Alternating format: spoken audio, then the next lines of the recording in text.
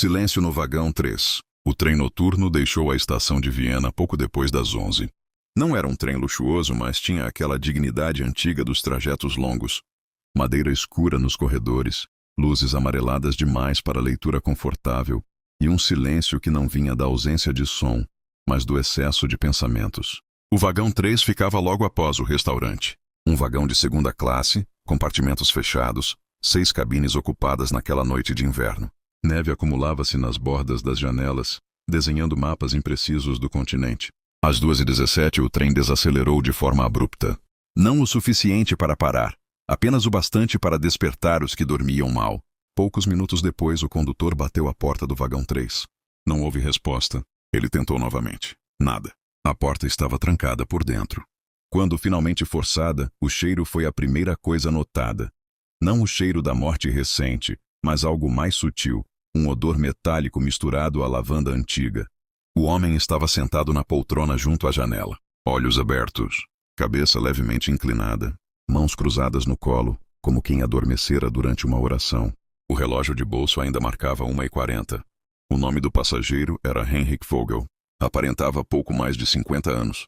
Vestia um casaco caro demais para a classe em que viajava, mas antigo demais para impressionar alguém. Nenhum documento visível além de um cartão de hotel dobrado no bolso interno. Nenhuma arma, nenhuma marca de luta, nenhum sinal de entrada forçada. A cabine estava intacta, arrumada demais. A janela fechada. A porta trancada por dentro. A chave encontrada caída no chão, a poucos centímetros do corpo. O médico chamado na estação seguinte declarou morte natural. Até perceber a rigidez precoce. Alguém havia morrido ali antes da 1h40. O trem seguiu viagem. E o vagão 3 foi isolado. O investigador Julian Moreau não dormia em trens. Nunca dormia quando havia pessoas demais fingindo normalidade. Ele ocupava a cabine ao final do vagão. Não estava em missão oficial, ao menos não declarada. Fora chamado apenas por coincidência e experiência. Moreau não começou perguntando o que aconteceu. Começou perguntando quem havia dormido mal. Foi assim que percebeu o primeiro padrão. Todos.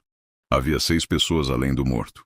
A senhora Elsbeth Kruger, viúva, mãos sempre cruzadas, olhar treinado para a compostura. Disse ter dormido a noite inteira. Disse isso rápido demais. O jovem casal, Clara e Thomas, que afirmavam não ter saído da cabine após meia-noite, embora o funcionário do vagão os tivesse visto no corredor às 1h10. O Sr. Mikhail Petrov, comerciante russo que alegou dor de cabeça e uma caminhada curta para esfriar os pensamentos. A governanta Anna Weiss, que cuidava de uma criança inexistente naquela noite. E o professor Leonhardt, que corrigia provas que ninguém jamais veria. Todos tinham horários, todos tinham álibis, e todos mencionaram, sem serem perguntados, que não conheciam Henrik Vogel. Moreau ouviu cada versão 2 vezes. Na terceira fez apenas observações. A viúva trocava de anel entre uma frase e outra. O comerciante errava o horário da caminhada por exatamente 15 minutos. O casal discordava sobre quem dormira primeiro. A governanta falava de alguém ausente como se ainda estivesse ali. O professor evitava mencionar o compartimento ao lado do seu. E todos, absolutamente todos, reagiram da mesma forma quando Moreau comentou casualmente. O Sr. Vogel parecia alguém difícil de amar. Ninguém discordou, mas ninguém concordou em voz alta. Foi então que Moreau compreendeu algo incômodo. Eles não estavam escondendo como Vogel morrera. Estavam escondendo quem ele fora. Cada passageiro, ao ser pressionado, deixava escapar fragmentos. Um contrato rompido. Uma carta nunca enviada. Um segredo comprado com silêncio. Henrik Vogel não era apenas um passageiro. Era um peso. E agora, morto, tornara-se um fardo compartilhado. Antes do amanhecer, Moreau reuniu todos no vagão 3. Não acusou ninguém. Apenas perguntou.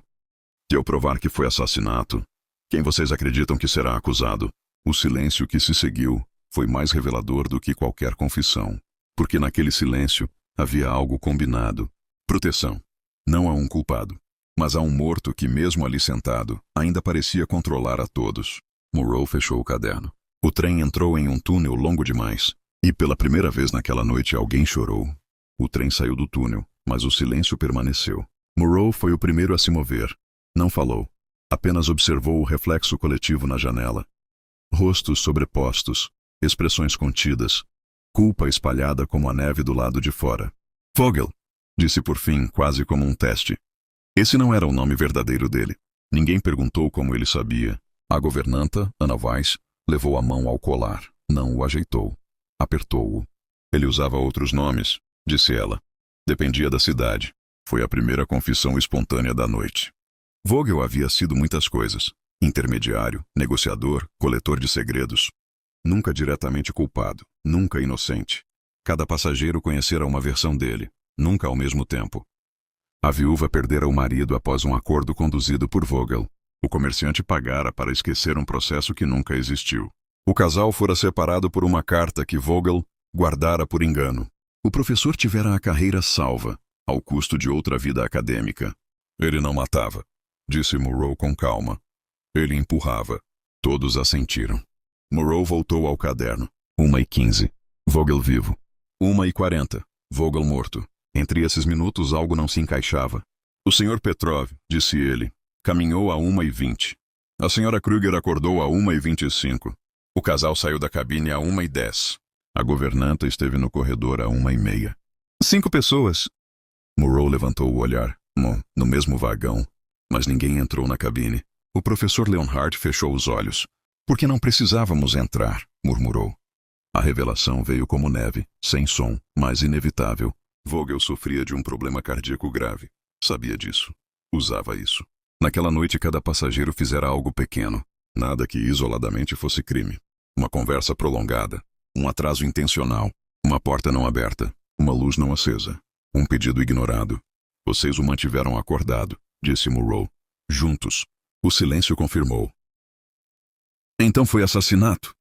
Perguntou a viúva quase em alívio. Murrow pensou antes de responder. Foi decisão, disse, e omissão. Ele fechou o caderno. A lei gosta de mãos sujas. Mas aqui, só há mãos limpas demais.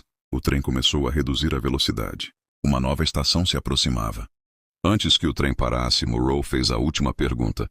Se Vogel tivesse sobrevivido, vocês o teriam impedido de continuar? Ninguém respondeu. Mas o olhar compartilhado foi resposta suficiente. Murrow guardou o caderno no bolso interno do casaco. Então, disse, talvez o mistério não seja quem o matou, mas se o mundo ficou melhor, sem ele. O trem parou. As portas se abriram. E alguém, no fundo do vagão, não se levantou. Quando as portas se abriram, todos se moveram, menos Leonhardt, o professor. Sentava-se ereto, mãos sobre as pernas, olhar fixo no nada. Não dormia, não respirava. Murrow aproximou-se lentamente. Não havia luta, não havia marca visível. Apenas o mesmo odor metálico, misturado à lavanda antiga. Quando? Perguntou o condutor, em voz baixa. Murrow fechou os olhos por um instante. Durante o túnel. No bolso interno do casaco de Leonhardt havia uma carta. Não era recente, nem nova, era uma cópia. A original fora escrita anos antes, e nunca enviada. Vogel a guardara. Nela, o professor confessava algo que destruíra uma carreira alheia e salvara a sua. Ele estava doente, disse Ana Weiss, quase num sussurro. O coração, Murrow assentiu. E decidiu não pedir ajuda, completou, porque achou que já havia pedido demais. O silêncio não era mais pacto, era luto. A polícia local subiu ao vagão. Murrow falou pouco. Escolheu cada palavra como quem monta um relógio. Heinrich Vogel. Morte natural agravada por estresse. Leonhardt. Insuficiência cardíaca súbita. E o resto? Perguntou o oficial. Murrow olhou para os passageiros. O resto é silêncio, disse. E o silêncio não é crime. O trem voltou a se mover. Um vagão agora vazio. Os passageiros restantes não se olharam. Não trocaram promessas. Não se absolveram. Mas algo havia mudado. O peso que Vogel exercera sobre todos desaparecera e levara outro consigo. O senhor vai escrever sobre isso? Perguntou a viúva. Murrow guardou o caderno no bolso. Não, respondeu. Algumas histórias não precisam ser contadas. Precisam apenas terminar. Ao cruzarem a fronteira, o vagão 3 foi desacoplado. Ficaria para manutenção. Ninguém comentou. Murrow observou pela última vez o número pintado na lateral do vagão, já coberto de neve. Silêncio. Não como segredo, mas como escolha. O trem seguiu. A casa onde todos mentem. A carta chegou para todos no mesmo dia. Não havia remetente, apenas papel espesso, creme e uma caligrafia precisa demais para ser casual. O convite era simples. Um fim de semana na Casa Vale Verde, uma propriedade de campo recém-restaurada, isolada entre colinas e bosques antigos. O motivo, dizia a carta, era um reencontro, 20 anos depois do último verão que passaram juntos. Helena leu o convite 3 vezes antes de dobrá-lo com cuidado excessivo.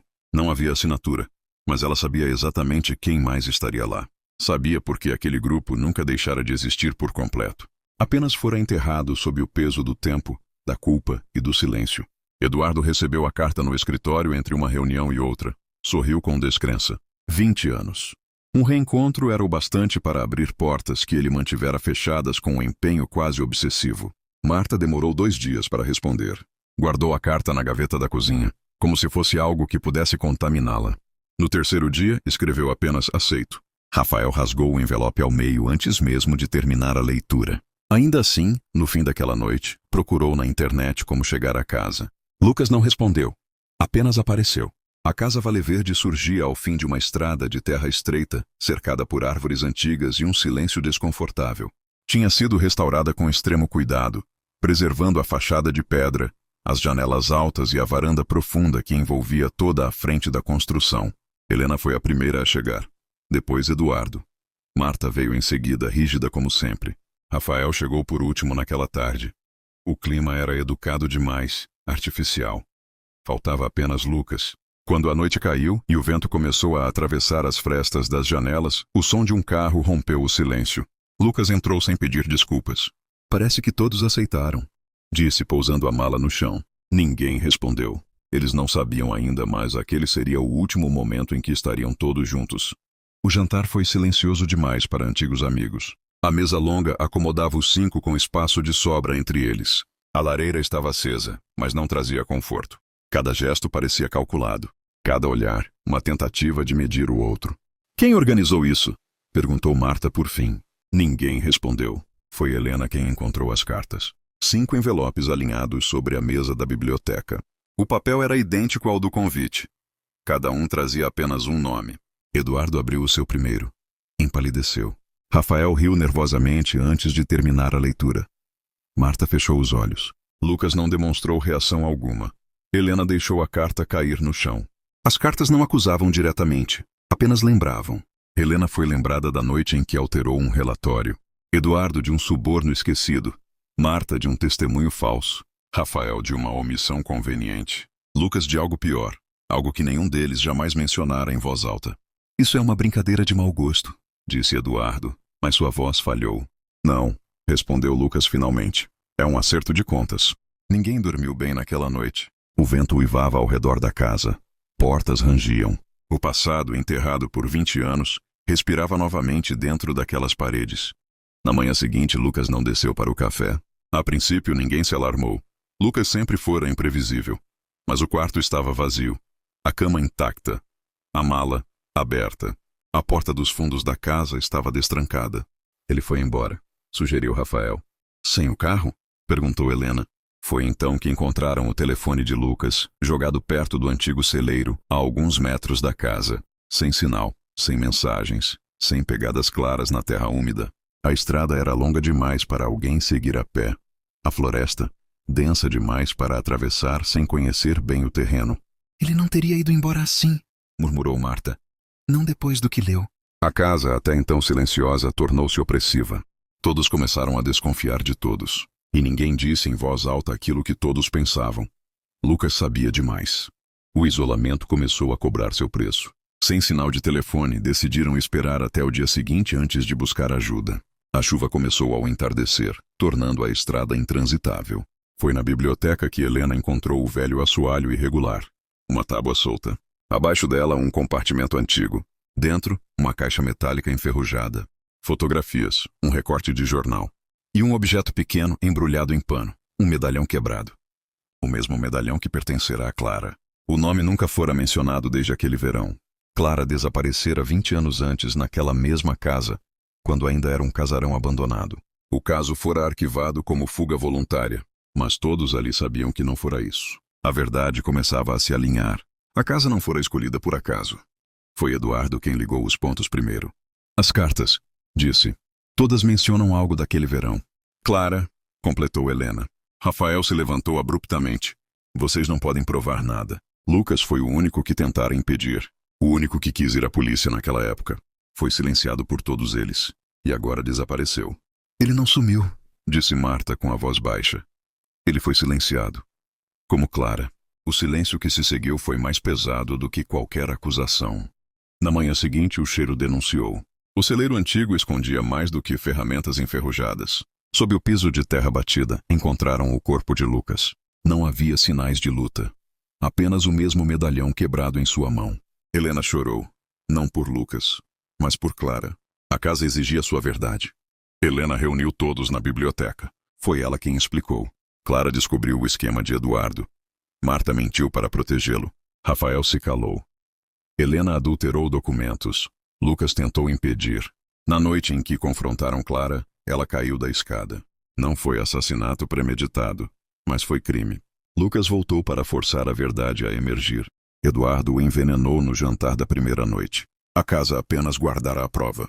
A polícia chegou 2 dias depois. Eduardo foi preso. Marta e Rafael responderam por falso testemunho. Helena entregou tudo. A Casa Vale Verde foi novamente fechada. Algumas casas não são feitas para acolher, são feitas para lembrar. O último brinde às 9. A estrada desaparecia sob a chuva quando o carro parou diante da mansão. O portão de ferro se abriu sozinho, rangendo como se protestasse contra visitas tardias. A casa surgia no alto, sólida demais para ser acolhedora, iluminada apenas por algumas janelas altas, onde sombras se moviam lentamente. O anfitrião aguardava na entrada, imóvel, mãos cruzadas às costas. Sorria como quem sabe mais do que diz. Um a um, os convidados atravessaram o vestíbulo. 8 pessoas que fingiam surpresa ao se ver, mas cujos olhares denunciavam memórias antigas, desconforto e algo mais perigoso: expectativa. O relógio do hall marcava 8h45. Ele bateu uma vez. Depois ficou em silêncio. Pontualidade sempre foi uma virtude subestimada, comentou o anfitrião, fechando a porta com chave. Do lado de fora, a tempestade aumentava. A sala de jantar era longa, iluminada por um lustre pesado que oscilava discretamente. A mesa acomodava exatamente 9 lugares. Pratos de porcelana, talheres polidos, taças de cristal alinhadas com precisão excessiva. O anfitrião ocupou a cabeceira. Os convidados se sentaram conforme orientados, como se a disposição já tivesse sido pensada muito antes daquela noite. Ninguém comentou o detalhe de que não puderam escolher seus lugares. O jantar transcorreu em conversas educadas demais. Comentários sobre clima, viagens antigas, negócios encerrados. Sempre que algum assunto se aproximava de algo pessoal, o anfitrião intervinha com delicadeza cirúrgica. O relógio de parede marcou 9 horas. Sem aviso, o anfitrião se levantou. Um brinde, disse, ao passado, que sempre encontra um jeito de voltar. As taças se ergueram.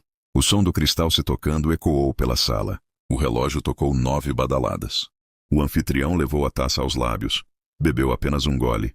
Então parou. Seu sorriso se desfez lentamente, como tinta escorrendo. A mão que segurava a taça tremeu. O cristal caiu, estilhaçando no chão. Ele tentou falar. Não conseguiu. Caiu para a frente. O rosto batendo contra a toalha branca, agora manchada de vinho escuro, ou algo mais espesso. Por um segundo, ninguém se moveu. O relógio bateu novamente. Uma única badalada fora de hora. O pânico explodiu em vozes sobrepostas. Cadeiras arrastadas. Alguém gritou por ajuda. Outro recuou, como se o corpo pudesse se levantar. Quando tocaram nele, já estava morto. Tentaram sair. A porta principal estava trancada. As janelas, reforçadas. O telefone não tinha sinal. O rádio só devolvia estática. A tempestade derrubara a ponte estreita que ligava a mansão à estrada principal. Estavam presos. Alguém sugeriu chamar a polícia pela manhã.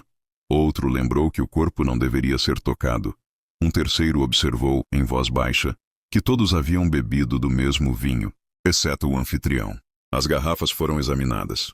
Apenas a taça dele tinha resíduos diferentes. Um veneno sutil, de ação rápida, quase impossível de detectar sem análise cuidadosa. Alguém planejou isso com precisão, disse uma voz calma demais. E com antecedência. Todos se entreolharam, porque todos tinham motivo. Aos poucos, os segredos começaram a emergir. O anfitrião havia sido sócio de um negócio que arruinara a vida de um dos convidados. Anos atrás, prometera reparação, nunca cumprida. Outro recebera recentemente uma carta ameaçadora, exigindo silêncio sobre um evento antigo ocorrido naquela mesma mansão. Havia ainda uma herança prestes a ser revista, um testamento nunca encontrado, um escândalo abafado, uma morte antiga tratada como acidente. Cada revelação era acompanhada pelo som insistente do relógio, que parecia tocar sempre fora do compasso. 9 horas, 9:05, 9:03. Nunca o horário certo. A atenção voltou-se para o brinde. Alguém lembrou que segundos antes das 9, o anfitrião se afastara da mesa. Outro notou que uma das taças fora trocada discretamente quando a luz piscou. Havia apenas uma pessoa sentada perto o suficiente para fazer a troca, mas essa pessoa jurava não ter se levantado. A criada da casa pálida confirmou algo inquietante. O relógio nunca esteve certo desde que o senhor pediu o ajuste. Ontem à noite. Ontem à noite, alguém esteve sozinho com o anfitrião. Alguém ouviu o plano antes do brinde. A teoria surgiu como um sussurro e ganhou forma rapidamente. O assassinato fora planejado para parecer impulsivo. O veneno, colocado na taça errada de propósito. O relógio desregulado para confundir horários e depoimentos. Tudo apontava para uma pessoa específica. Alguém emocionalmente instável, com motivo evidente, que discutira com o anfitrião minutos antes. Mas algo não se encaixava. Essa pessoa não sabia do ajuste do relógio, nem da taça reserva guardada no aparador. Detalhes pequenos demais para um crime improvisado. O erro foi perfeito demais, murmurou alguém. Quase como se tivesse sido pensado para ser descoberto. Às 9:17, ou algo próximo disso, o relógio tocou novamente. Desta vez, todos se viraram ao mesmo tempo. Atrás do relógio, escondido em um compartimento estreito, havia um envelope. Dentro, apenas uma frase escrita à mão. O tempo sempre acusa alguém, mesmo quando mente. E um nome, o nome de quem não estava sendo acusado. O olhar coletivo se voltou lentamente. A pessoa sorriu, não de nervoso, de satisfação contida. A tempestade começou a diminuir. E, pela primeira vez desde a morte, o relógio ficou em silêncio. Antes que qualquer palavra fosse dita, um som ecoou do andar superior. Passos, lentos, deliberados. Mas todos ali estavam na sala. O sorriso daquela pessoa não se desfez. Parece, disse calmamente, que o brinde não foi o último. A escada rangeu novamente, e alguém começou a descer. Os passos continuaram, lentos, precisos, sem hesitação. A figura que descia a escada surgiu primeiro como sombra, depois como presença concreta. Não era um estranho. Era alguém que todos tinham certeza de estar naquela sala minutos antes. O choque não veio em gritos, mas em silêncio. Isso é impossível, murmurou alguém. A pessoa parou no último degrau, observando o grupo como quem assiste a um teatro já ensaiado. Havia algo diferente em sua postura. Mais firme, menos defensiva. O relógio da parede bateu novamente. 2 badaladas. Marcava 9 horas. Foi então que tudo começou a fazer sentido. O anfitrião não havia planejado apenas um crime. Planejara 2 tempos. O primeiro, a morte pública, teatral, no brinde das 9. O segundo, o caos subsequente, alimentado por acusações, relógios errados e memórias falhas. A pessoa que surgira na escada explicou com calma perturbadora. O relógio fora ajustado deliberadamente para adiantar e atrasar em ciclos curtos. Isso criava versões diferentes da mesma noite. Cada convidado acreditava estar certo, e todos estavam errados. Enquanto discutiam, alguém tivera tempo suficiente para agir novamente. O erro, disse a figura, foi acreditar que o plano terminava com um cadáver. O segundo crime não fora percebido como crime. Enquanto todos se concentravam no corpo à mesa, alguém ingerira algo diferente. Não vinho, mas água servida discretamente depois. Um veneno lento, sem dor imediata, sem queda dramática. A pessoa estava ali, de pé, falando, mas já estava morta. Alguns venenos, explicou a figura da escada, não matam o corpo primeiro, matam o tempo. Os sinais estavam lá. A palidez, a respiração irregular, o suor frio confundido com nervosismo. Quando a pessoa tentou dar um passo à frente, caiu. Dessa vez ninguém gritou. Todos entenderam. Restava a pergunta que ninguém ousava fazer. Por quê? A resposta não estava na herança, nem na vingança direta. O anfitrião descobrira algo semanas antes. Um erro antigo, cometido por mais de um convidado, que resultara em uma morte esquecida, tratada como acidente para proteger reputações. O plano era simples e cruel. Reunir todos, obrigá-los a reviver a culpa, e garantir que apenas um sairia vivo. Não o mais inocente, mas o mais atento. A pessoa da escada não fora escolhida ao acaso. Foi a única que percebeu o relógio errado antes do jantar. A tempestade cessou completamente. A ponte ainda estava quebrada, mas já não importava.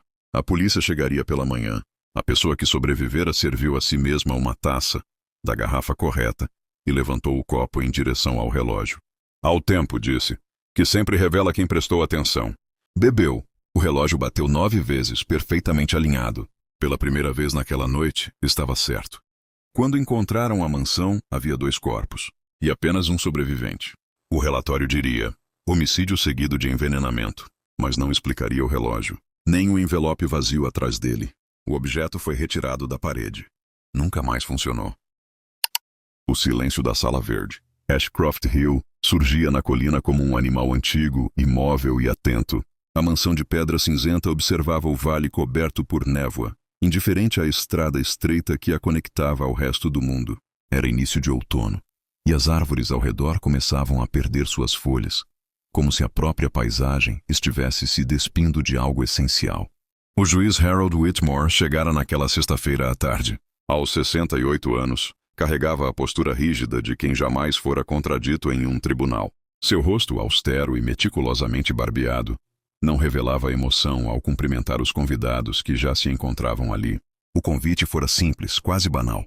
Um fim de semana de descanso, longe da cidade, entre conhecidos de longa data. Ainda assim, havia algo de inquietante no ar. Uma tensão sutil que ninguém ousava nomear. Os convidados eram 6. Eleanor Whitmore, esposa do juiz, elegante e silenciosa, com um olhar que parecia sempre distante. Dr. Philip Hargreaves, médico aposentado, antigo perito em um caso célebre presidido por Whitmore. Margaret Collins, professora de história, cuja carreira fora abruptamente interrompida anos antes. Thomas Reed, advogado criminalista, hoje à margem da profissão. Arthur Bell, empresário discreto, raramente mencionado pela imprensa. Clara Moore, secretária do juiz por quase 2 décadas, agora convidada como amiga pessoal. Todos haviam participado, direta ou indiretamente, de um julgamento ocorrido 15 anos antes, um processo encerrado com rapidez exemplar e silêncio absoluto desde então. Naquela primeira noite jantaram juntos na sala principal.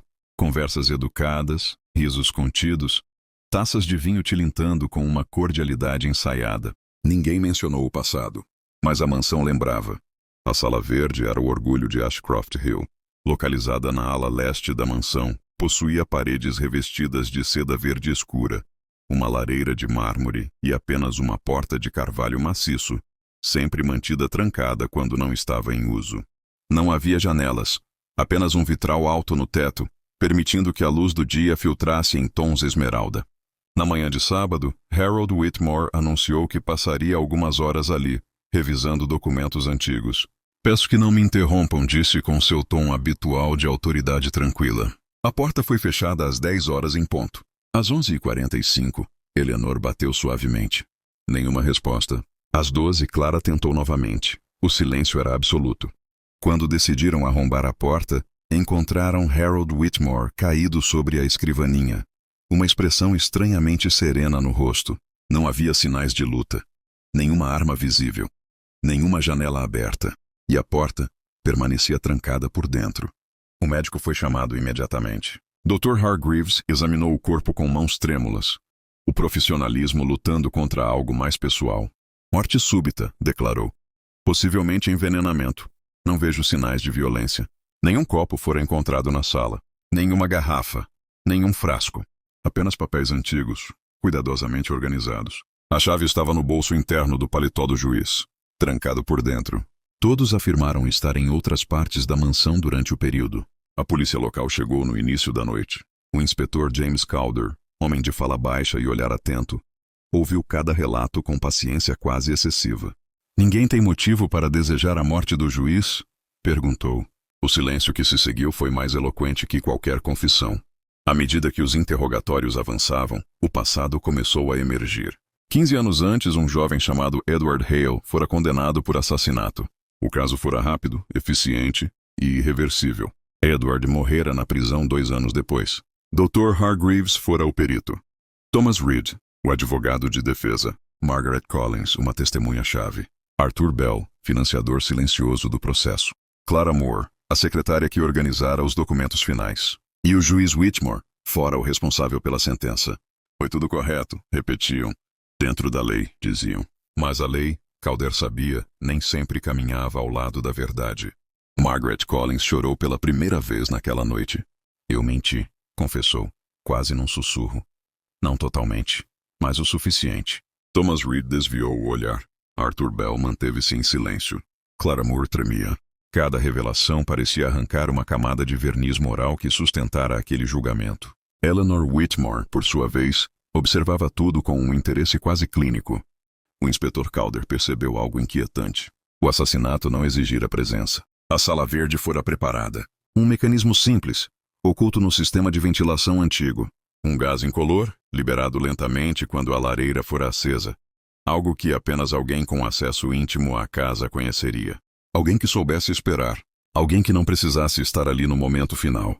Na manhã seguinte, Eleanor pediu para falar com o inspetor a sós. Meu marido condenou um homem inocente, disse com uma calma perturbadora. E passou a vida inteira sabendo disso. Calder aguardou. Mas não fui eu, completou. Apenas esperei. Antes que ele pudesse responder, um grito ecoou do andar superior. A sala verde estava aberta novamente. E algo havia sido deixado sobre a escrivaninha. Sobre a mesa repousava um envelope amarelado. Dentro, uma carta escrita com caligrafia firme. A justiça não esquece. Ela apenas aprende a esperar. No verso, um nome que não constava em nenhum registro oficial do julgamento. O inspetor Calder sentiu um frio percorrer-lhe a espinha. O envelope repousava sobre a escrivaninha como se sempre tivesse pertencido àquele lugar. O inspetor Calder abriu-o com cuidado. O nome escrito no verso da carta não constava em nenhum documento do julgamento de Edward Hale, tampouco nos arquivos do tribunal. Jonathan Hale. Parente? Perguntou Calder em voz baixa. Clara Moore empalideceu. Dr. Hargreaves desviou o olhar. Eleanor permaneceu imóvel. Após alguns segundos, Thomas Reed falou. Hale tinha um irmão mais novo. Desapareceu antes do julgamento. O silêncio que se seguiu foi definitivo. Calder reuniu todos na sala principal. Jonathan Hale não morreu, explicou. Ele mudou de nome, tornou-se invisível. Arthur Bell ergueu lentamente a cabeça. Financiador anônimo do sistema de aquecimento da mansão. Continuou Calder. Um projeto antigo, restaurado há 5 anos. Bell respirou fundo. Ele veio até mim, confessou. Sabia de tudo, do erro, da farsa. Jonathan Hale não matou o juiz com as próprias mãos. Ele construiu o tempo. Margaret Collins levantou-se. Eu menti no tribunal, disse entre lágrimas. E fui paga para isso. Thomas Reed completou. Eu sabia que o processo era frágil, mas aceitei o acordo. Dr. Hargreaves fechou os olhos. Forjei o laudo. Um por um, todos contribuíram para a morte de Edward Hale. Todos, exceto Eleanor. Sozinha com Calder, Eleanor finalmente falou. Meu marido descobriu a verdade anos depois. Ele viveu sabendo que condenou um inocente. E Jonathan Hale? Perguntou Calder. Nunca ouvi, respondeu ela. Mas esperei. Ela sabia do mecanismo. Sabia do gás. E escolheu não impedir. Não planejei a morte, disse. Apenas não a interrompi. Jonathan Hale jamais foi encontrado. Arthur Bell foi preso por cumplicidade. Hargreaves e Reed responderam por fraude.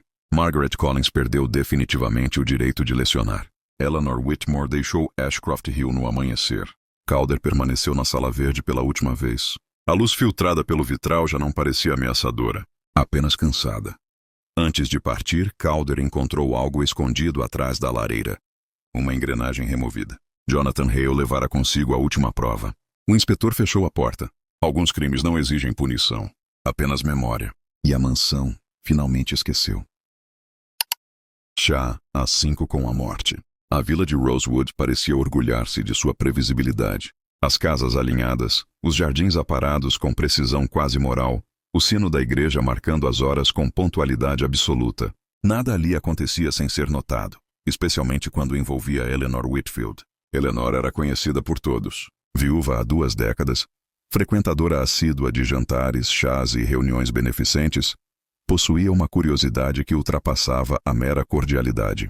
Sabia quem devia a quem se atrasava no pagamento do aluguel, quem discutia em voz baixa atrás das cortinas. Às 5 horas em ponto, como fazia toda quinta-feira, Eleanor abriu as portas de sua casa para o chá. Seria o último. 5 pessoas sentaram-se à mesa naquela tarde. Margaret Collins, a melhor amiga de Eleanor, sempre sorridente, sempre solícita. Thomas Whitfield, sobrinho distante e único herdeiro. Clara Hayes, a jovem professora recém-chegada à vila. Henry Bell, o médico local. E Agnes Whitfield, prima mais velha, que raramente aparecia sem ser convidada. O chá foi servido com a exatidão habitual. Xícaras de porcelana clara, açúcar em cubos, biscoitos amanteigados. As conversas giraram em torno do trivial.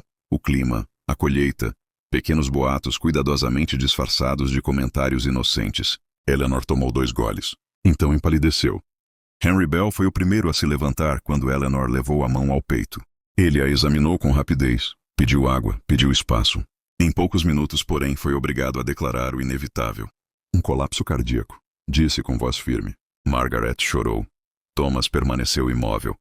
Clara parecia confusa. Agnes observava em silêncio, as mãos cruzadas. A vila aceitou o veredito sem questionar.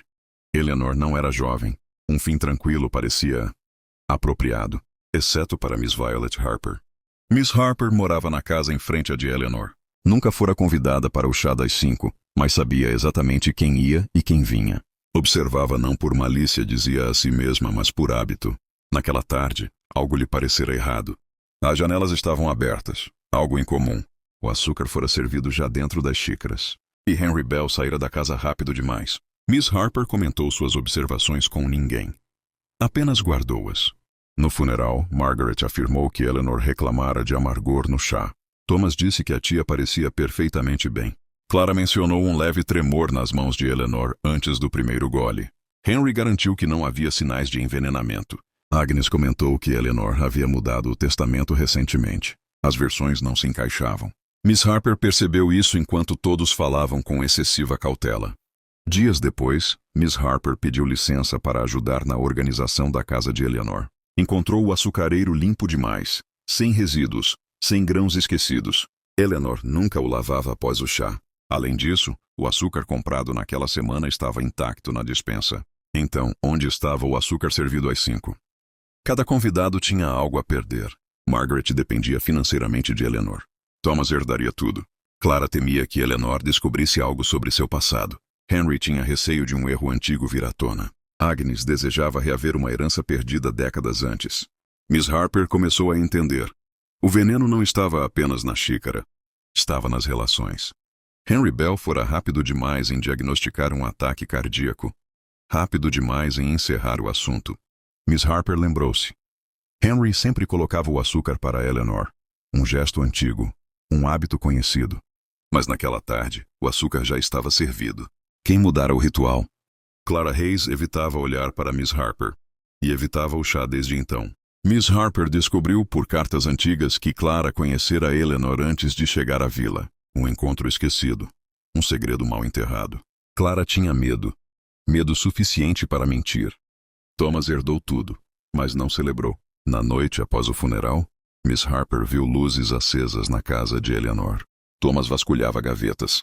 Procurava algo, mas não encontrou. O Novo Testamento não foi encontrado. Eleanor sempre dizia que nem tudo precisa ser escrito. Miss Harper percebeu que talvez a morte tivesse ocorrido cedo demais. Ou tarde demais. Miss Harper reuniu as incoerências, mas não as provas. O chá, o açúcar, o hábito quebrado, os relatos divergentes. Ela sabia que alguém mentia. Mas quem? Dias depois, ao arrumar seu próprio chá, Miss Harper percebeu algo que Eleanor jamais ignoraria. O veneno não alterava o sabor, alterava o aroma. Eleanor sempre cheirava o chá antes de beber. Alguém garantira que ela não o fizesse. Miss Harper sabia agora como Eleanor morrera, mas não sabia quem com absoluta certeza. E talvez soubesse algo ainda mais perturbador. Mais de uma pessoa havia ajudado. O chá fora apenas o momento final. Na quinta-feira seguinte, às 5 horas em ponto, Miss Harper colocou água para ferver. Convidados começaram a chegar à sua casa. Ela sorriu. Algumas verdades exigem mais de um chá para serem servidas. Os convidados sentaram-se novamente à mesa de Miss Harper. O chá foi servido sem açúcar. Nenhum reclamou. Ela observava em silêncio. Quem tocava a xícara primeiro, quem evitava o aroma, quem não bebia. Henry Bell foi o único a empurrar a xícara para longe. Eleanor sempre cheirava o chá, disse Miss Harper, calmamente. Exceto naquele dia. Todos olharam para Henry. Porque alguém a distraiu, continuou ela. Alguém que sabia do hábito. E garantiu que fosse quebrado. Henry empalideceu. Miss Harper revelou o detalhe final. O veneno não estava no chá, mas no açúcar dissolvido antes de servir. Algo que só uma pessoa costumava fazer. O médico, Henry confessou. Eleanor descobrira um erro antigo seu, uma morte encoberta. O chá fora apenas o acerto final. Henry não agiu sozinho. Margaret distraiu Eleanor com conversa insistente. Thomas removeu o açucareiro depois. Clara mentiu por medo. Agnes guardou silêncio por conveniência. Não houve um único assassino. Houve um acordo. Henry foi preso. Os outros permaneceram livres, mas nunca em paz. Na semana seguinte, ninguém apareceu para o chá das 5. Miss Harper tomou o seu sozinha, sem açúcar. As cartas nunca enviadas. A casa de campo erguia-se sobre a colina como se observasse em silêncio cada passo dos que subiam o caminho de cascalho. O céu permanecia pesado, quase imóvel, desde o amanhecer. Um luto compartilhado com os vivos. Edgar Holloway fora enterrado naquela manhã. Filantropo respeitado, patrono das artes, benfeitor de hospitais e escolas, Holloway era lembrado publicamente como um homem íntegro. Em particular, porém, fora um colecionador de pessoas, talentos, fragilidades, dívidas morais. E todos ali sabiam disso. Os convidados não eram muitos.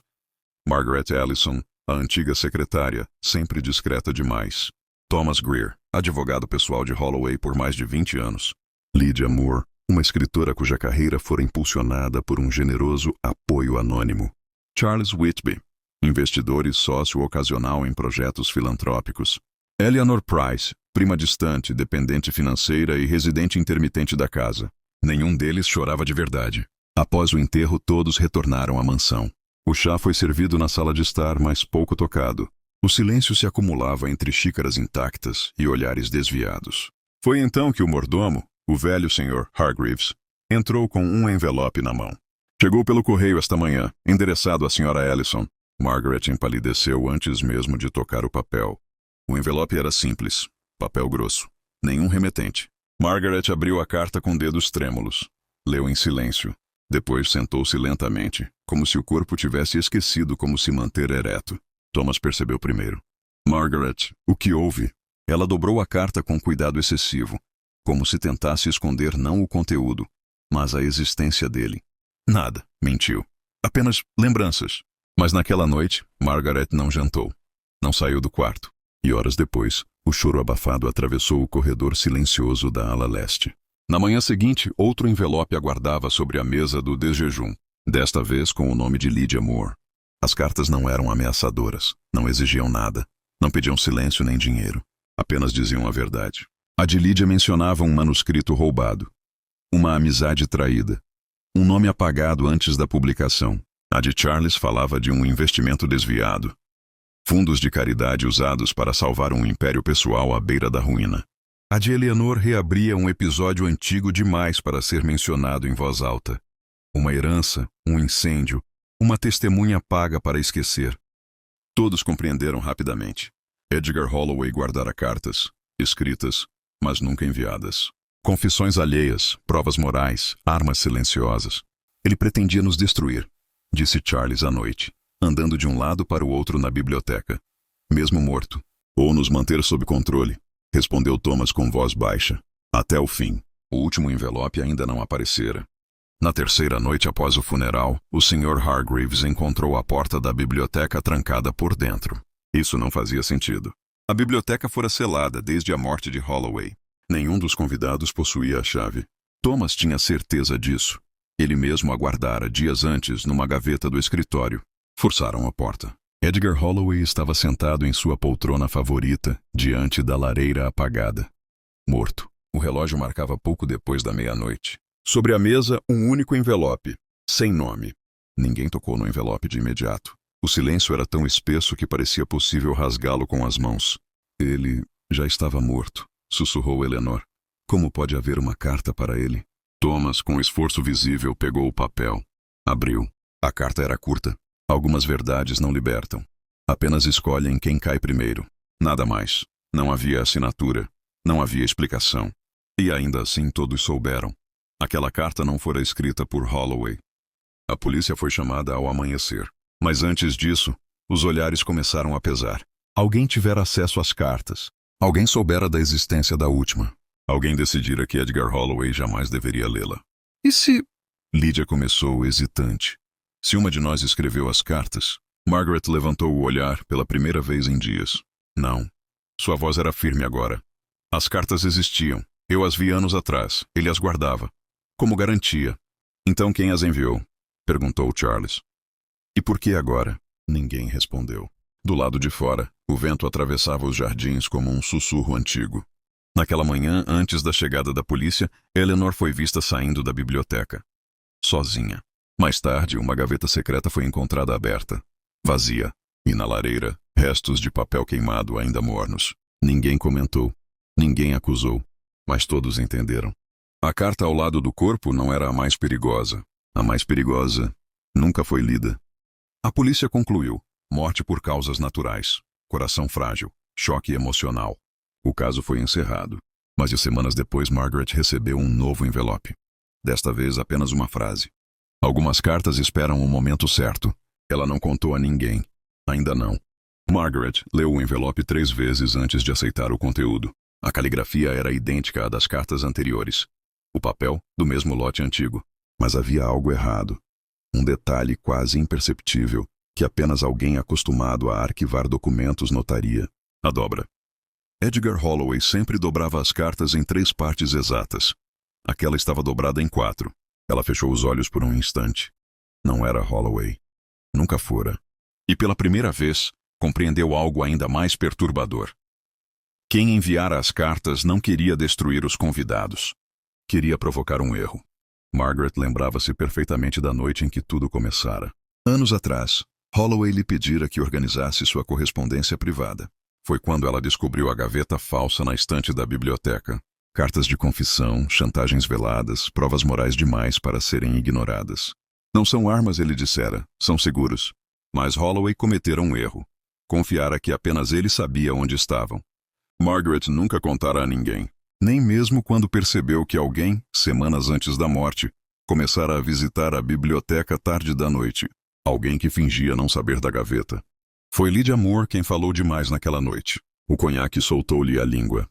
Comentou quase rindo que Holloway não teria coragem de enviar aquelas cartas, que ele preferia observar as pessoas se destruírem sozinhas. Charles percebeu tarde demais o brilho atento nos olhos de Eleanor. Eleanor que sempre soubera da gaveta. Eleanor que não suportaria ver sua verdade revelada. A carta final fora escrita por ela. Não para Holloway, mas para garantir que ninguém jamais lesse a verdadeira. Ela entrou na biblioteca quando todos dormiam. Encontrou Holloway acordado. Discutiram. O coração frágil fez o resto. Eleanor apenas não chamou ajuda. Margaret reuniu os demais ao amanhecer. Não acusou. Não levantou a voz. Apenas colocou sobre a mesa o que restara das cartas. E o envelope dobrado errado.